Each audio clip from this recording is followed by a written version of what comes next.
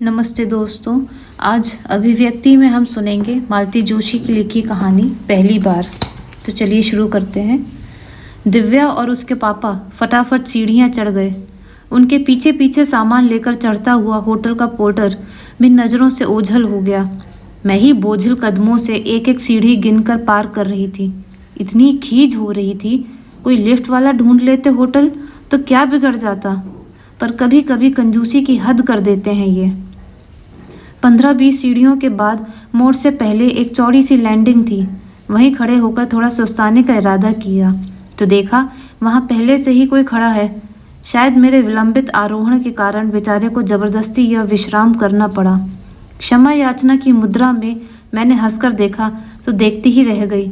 स्मृति की कोई किरण वहां भी कौंध गई, क्योंकि दूसरे ही क्षण आश्चर्य वहां भी मुखर हो उठा। अरे सुमन, तुम सुमन ही हो ना? मैंने स्वीकारोक्त में सिर हिला दिया। मुझे पहचाना? मैं कल्पना नाथ जी का श्रवण हूँ। पहचान तो लिया था, पर इतने दिन हो गए हैं ना, इसी से एकदम। वही तो, तुम जब तक एकदम पास नहीं आ गई मुझे स्ट्राइक ही नहीं हुआ। होता भी कैसे, पहले वाला मुझ में कुछ रहा भी तो नहीं। अब चलूँ मैंने कहा। नहीं तो वे सोचेंगे पता नहीं मुझे क्या हो गया। अच्छा, सी यू, उसने हाथ उठाकर कहा और वह नीचे उतर गया। मेरे पैर मन भर के हो गए। किसी तरह अपने को ठेल ठाल कर मैं ऊपर पहुंची। ऊपर वे लोग सचमुच चिंतित हो उठे थे। दिव्या तो जीने के सिरे तक आके पहुंची थी। कहाँ रह गई थी माँ? सुस्ता रही थी रे थोड़ा। होटल है कि ग्वालियर का किला? मेरा तो चढ़ते चढ़ते दम फूल गया। दिव्या ने ममता से मेरा हाथ थाम लिया और कमरे में लिवा ले गई। श्रीमान जी आराम से आराम कुर्सी पर लेटकर अपनी थकान मिटा रहे थे। सामने वाली दूसरी कुर्सी में मैं धंस गई। सांस धौंकनी की तरह चल रही थी। आंखें मूंद कर लेटी रही मैं। यह कुछ पूछ रहे थे पर उत्तर देने लायक शक्ति थी नहीं मुझ में। लेकिन बस मुश्किल से 5-7 मिनट और मैं हड़बड़ा कर उठ गई। अपनी चाबियां टटोलते हुए मैंने कहा, दिव्या बाथरूम में देख तो, नल आ रहा होगा तो नहा लूँगी, तभी जाकर सफ़र की थकान तरेगी। नहा लेना, ऐसी भी क्या जल्दी है? चाय तो ले लो पहले, इन्होंने कहा। आपकी चाय पता नहीं किस जन्म में आएगी, मैंने भुनभुना कर कहा और कपड़े लेकर बाथरूम में चली गई। दरवाज़ा बंद करके सबसे पहले दीवार पर लगे आईने में अपना प्रतिबिंब देखा। 36 घंटों के प्रवास से लस्त पस्त थका हारा रंग उजड़ा अपना चेहरा देखते ही मुझे रोना आ गया। क्या आज ही इसी समय उसका सामना होना जरूरी था? क्या सोचा होगा उसने? जरूर एक राहत की सांस ली होगी। वर्षों पहले लिए गए अपने निर्णय पर अपनी ही पीठ ठोंकली होगी। फिर तो जैसे एक जिद्द सी सवार हो गई मुझ पर। देर तक बैठी मैं नहाती रही, मल मल कर बालों की गर्द धोती रही, ठंडे पानी के छींटे दे देकर चेहरे की मुर्दनी मिटाती रही।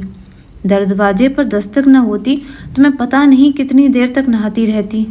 मन को जैसे संतोष ही ना रहा था। बाहर आकर देखा चाय आ चुकी थी और सब लोग मेरा इंतज़ार कर रहे थे। मैं सीधे ड्रेसिंग टेबल के सामने जा बैठी और कहा, दिवी जरा कंघा तो देना। चाय तो पी ली होती, पहले ही ठंडी हो रही है, इन्होंने कहा। बस 1 मिनट में आई। देरी कितनी लगती है? मुट्ठी भर तो बाल है, कोई आ जाए तो कितना खराब लगता है। कोई नहीं आता बाबा, मैंने कल के लिए लिखा है। एक दिन पहले आने का उद्देश्य इतना ही था कि सफ़र की थकान मिट जाएगी, इसलिए अव्वल तो कोई आएगा नहीं। और भूले भटके आ भी गया। ये लोग दिव्या को देखेंगे, तुम्हें नहीं। तो मैं भूतनी सी बैठी रहूं, मैंने कहा और कंघा उठाकर फेंक दिया। ये उठकर पास चले आए। एक प्याली में चाय उड़ेलकर जबरदस्ती मेरे होठों से लगाते हुए बोले, बेकार स्मार्ट बनने की कोशिश मत करो, चाय पी लो पहले। बिना चाय के तुम्हारी हालत कैसी हो जाती है मैं खूब जानता हूँ। मजबूरन पीनी ही पड़ी और सच कहूँ तो बड़ा अच्छा भी लगा। रेलवे स्टेशन की पनियल चाय पीते पीते ऊब गई थी मैं। हमारी ये मान मनोवल शुरू होते ही दिव्या समझदारी से बाथरूम में खिसक गई, इसीलिए इनकी नज़रों में छिपी शरारत भरी हंसी को चुपचाप झेल गई मैं। मन सचमुच हल्का हुआ आया था। उसी प्रसन्न मुद्रा में मैंने गुनगुनाते हुए अपने केश सज्जा पूरी की, मुनासिब सा मेकअप किया और सूटकेस खोलकर बैठ गई। क्या पहनूं, कुछ समझ में नहीं आ रहा। 2-3 दिन की बात थी, इसलिए ज़्यादा साड़ियाँ लाई नहीं थी। जो इन्हीं गिनी लाई थी वे भी सेंसर होकर आई थी। उन्हें पलट पुलट कर देखा और लड़कियों पर इतनी खीज हो आई। प्रिया तो सचमुच बहुत ज़्यादा बॉसिंग करने लगी है आजकल, इतनी दखल अंदाजी कि मैं तंग आ गई हूँ। इस साड़ी में तुम फैटी लगती हो, यह रंग गॉडी है, यह क्रूड है, यह तो बहुत ओल्ड फैशन है।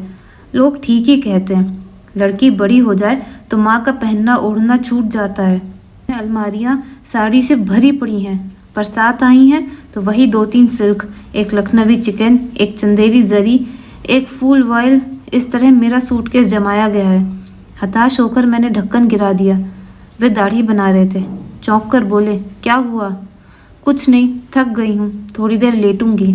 अब आई ना रास्ते पर, वही तो मैं सोच रहा था कि इतने लंबे सफ़र के बाद तुम में इतनी फुर्ती बाकी कैसे है। अपने कष्ट साध्य जूड़े की परवाह न करते हुए मैं पलंग पर लेट गई।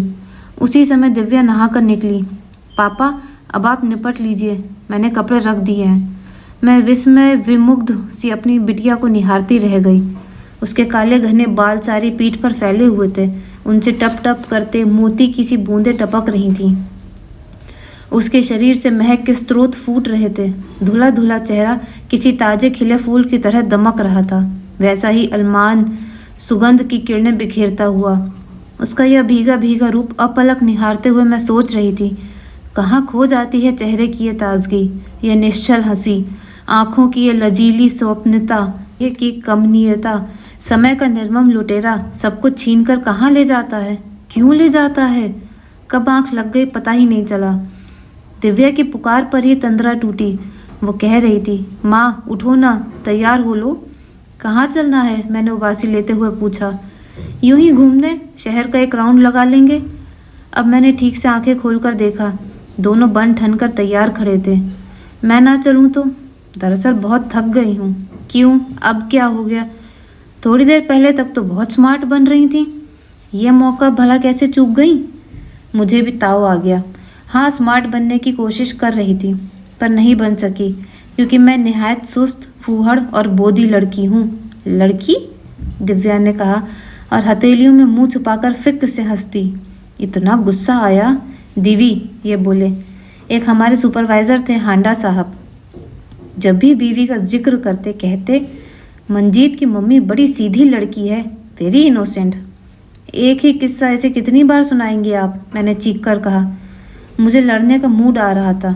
एक आध नए चुटकुले याद कर लीजिए, कम से कम सुनने वाला तो बोर ना हो। एक नया जोक सुनाए दीवी, एकदम असली है। यह उसी खिलंदड़े स्वर में बोले।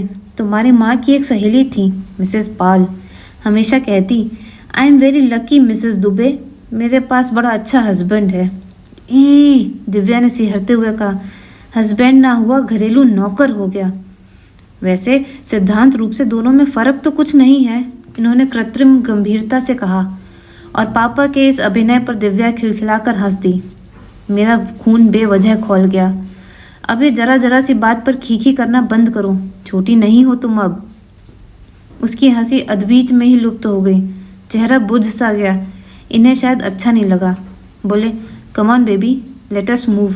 अपनी माँ से कहो हम लोगों के लौटने तक मूड ठीक रखें, ताकि शाम का खाना शांति से हो। दरवाज़ा एक धमाके के साथ बंद करके वे लोग चले गए। वह आवाज़ मेरे कलेजे पर हथौड़े की तरह पड़ी। मैं तिलमिला उठी। सच, इतना ऑफ होने की क्या ज़रूरत थी? दिव्या की वह निश्चल हंसी मेरा कौन सा जख्म कुरेद गई। जरा जरा सी बात पर खिलखिलाने की उम्र बहुत पीछे छूट गई थी। क्या इसीलिए मैं क्षुब्ध थी? पहले आती थी हर बात पर हंसी, अब किसी बात पर नहीं आती। वल्लाह, सुमन जी, यह क्या हो रहा है? यानी कि आप तो शेर व शायरी पर उतर आई। क्या पता अभी आप गुनगुनाने लगे, इसीलिए खड़ा रहा कि तुम मुझे पुकार लो, या सुबह न आई शाम न आई, जिस तरह मेरी याद न आई। सचमुच मुझे ये क्या हुआ जा रहा था? मन के किसी कोने से ढेर सारे गीत होठों पर उतर आए थे। मैं अपनी गृहस्थी में डूबी, बाल बच्चों से घिरी एक घरेलू औरत, एकदम काव्य में हो उठी थी। इसी बिल्डिंग में, इसी मंजिल पर किसी के होने का एहसास मेरी पूरी चेतना को झंकृत कर गया था। क्या इसी को प्रेम कहते हैं? यदि हाँ, तो यह एहसास इतने दिनों तक कहाँ दुबक गया था? स्मृति की दहलीज पर खड़ी यह शर्मीली लड़की इतने दिनों तक कहाँ रही? और अगर यह प्रेम नहीं, तो यह बेचैनी क्यों, ये बेकली क्यों?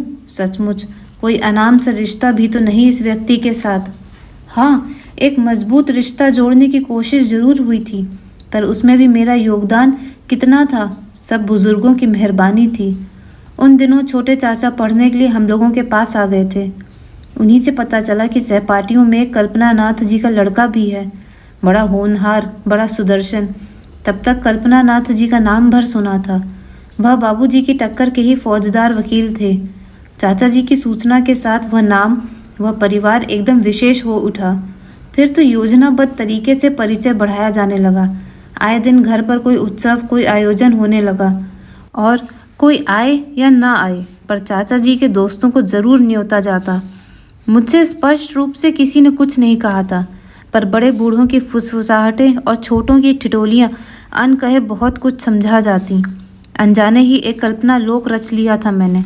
सपनों का एक संगमरमरी मंदिर बना लिया था और देवता की प्राण प्रतिष्ठा भी कर दी। अब सोचती हूँ तो हंसी आती है, पर उस समय तो यही सबसे बड़ा सच बन गया था।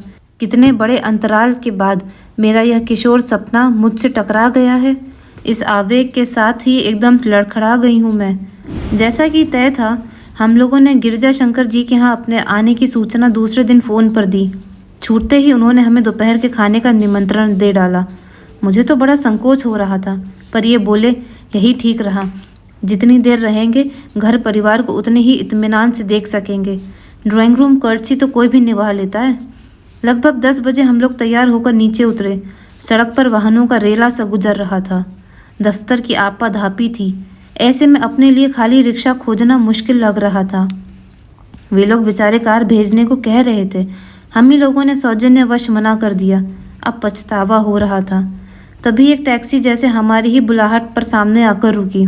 उतावली में हम लोग आगे बढ़े ही थे कि देखा, कैमरा, वाटर बॉटल आदि से लदा फदा एक जोड़ा उसमें बैठा हिसाब चुकता कर रहा था। ठीक तो है, लोग इतनी दूर से आते हैं घूमने के लिए, मेरी तरह कमरे में दफन होने के लिए थोड़ी ना आते हैं।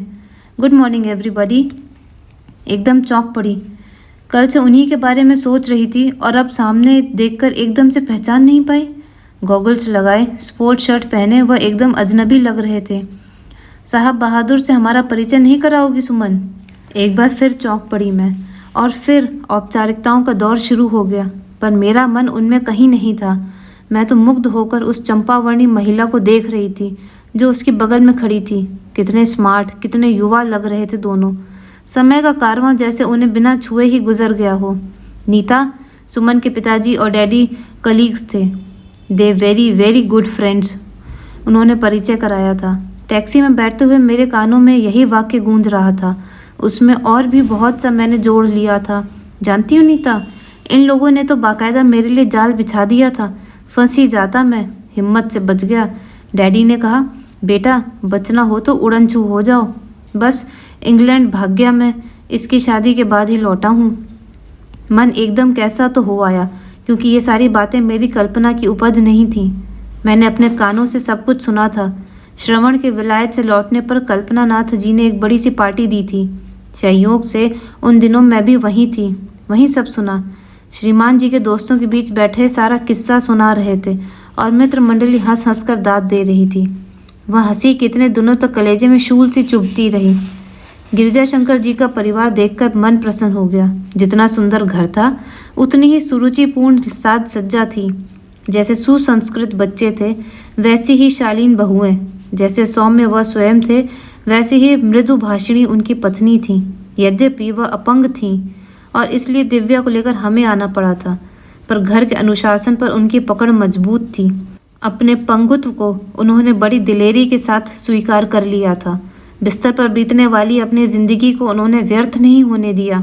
उसका सदुपयोग ज्ञानार्जन के लिए किया। बड़ी ही बहुश्रुत महिला थी। दिव्या को पास बिठाकर उन्होंने इतने प्रश्न पूछ डाले, मैं तो घबरा गई, पर लड़की जरा भी नहीं झिझकी। सभी प्रश्नों के बड़ी विनम्रता के साथ उत्तर दिए उसने, और मैंने राहत की सांस ली। लक्ष्मी और सरस्वती का दुर्लभ संगम उस घर में देखने को मिला। तीनों लड़के इंजीनियर थे और अपना कारोबार संभाल रहे थे। छोटा, जिसके लिए हम गए थे, यूनिवर्सिटी का गोल्ड मेडलिस्ट था। अपनी लड़की के लिए जैसे घर भर की कल्पना हम लोगों ने की थी, वहाँ वह सब कुछ था। मन ही मन हमने मेहता साहब को लाख लाख धन्यवाद दे डाले। ना वह बताते, ना हमें पता चलता कि यहाँ इतनी दूर हैदराबाद में अपनी जाति बिरादरी का ऐसा हीरा सा लड़का कुंवारा बैठा हुआ है। दिन भर बहुत अच्छे ढंग से बीता। उनके सौजन्य और आतिथ्य ने हमें अभिभूत कर दिया। लौटकर दिव्या के आग्रह पर एक फटीचर फिल्म भी देख डाली। फिर भी मेरा मूड खराब नहीं हुआ। दूसरे दिन सारी दोपहर सालारजंग म्यूजियम देखते रहे। उस विश्वविख्यात संग्रहालय को देखते हुए भी मेरा मन दिव्या की शादी की तैयारियों में डूबा रहा। इस आयोजन के सामने दुनिया की सारी चीज़ें महत्वहीन हो उठी। 4 बजे हम लोग होटल लौटे। आते ही ये बोले, सुनो, बगल वालों को चाय पर बुला लेते हैं। बगल वाले कौन? वही तुम्हारे श्रवण भैया। ना, वे मेरे कोई लगते हैं, ना उन्हें चाय पर बुलाने की ज़रूरत है। मैंने 2 टूक फैसला सुना दिया। खैर, तुम्हारी ना सही, पर सुबह मैं उनके यहाँ कोल्ड ड्रिंक पीकर आया हूँ। कर्टसी डिमांड तो बुला लीजिए, पूछने का नाटक क्यों करते हैं?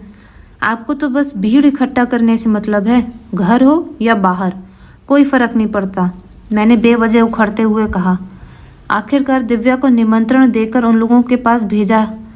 सबसे पहले तो मैंने बिखरा कमरा ठीक किया। यह नाश्ते का ऑर्डर देने चले गए और मैं सूटकेस खोलकर बैठ गई। वही इन्हीं गिनी साड़ियाँ मेरा मुंह चिढ़ा रही थीं। दिव्या की अटैची से चुपचाप चटक रंग की शिफॉन निकाल लाई। उसे गोद में लेकर आईने के सामने बैठी अपना थका थका चेहरा निहारती रही। फिर एकाएक विचार उठा, मैं इतनी उठापटक क्यों कर रही हूँ? जब ये शरीर इतना बेडौल नहीं था, चेहरा ऐसा कांतिहीन नहीं था, बालों में ये चांदी के तार नहीं थे, तब भी तो ये शख्स नहीं रीझा था, फिर अब इतनी व्यग्रता क्यों? इस विचार के आते ही जैसे सारा तनाव समाप्त हो गया। एकदम हल्की हो आई मैं रोज की तरह हाथ मुंह धोकर बैठ गई। साड़ी बदलने तक की ज़रूरत नहीं समझी। दिव्या जो गई तो उन लोगों को साथ लेकर ही लौटी। नाश्ता करते हुए उन्होंने कहा, हुसैन सागर देखने का प्रोग्राम था, आप लोग भी चलिए ना, मज़ा आएगा। हम लोग तो थक गए हैं, यह बोले, खासकर श्रीमती का घूमने का कोटा आज ख़त्म हो गया। हाँ, आप दिव्या को ज़रूर ले जाइए। वह तो एकदम किलक उठी। जब तक हम सब लोग चाय पीते रहे वह तैयार भी हो ली।